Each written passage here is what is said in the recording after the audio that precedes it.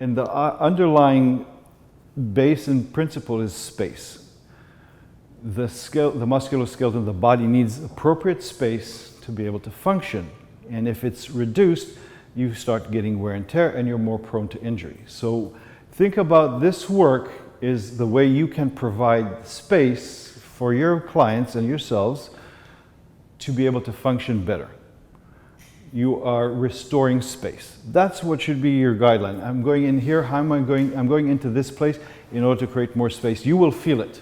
You will most definitely have a personal feeling in your body that it is changing and that there's more space there. It shows up in range of motion, and you'll see that it shows up also in resilience and therefore translate into strength.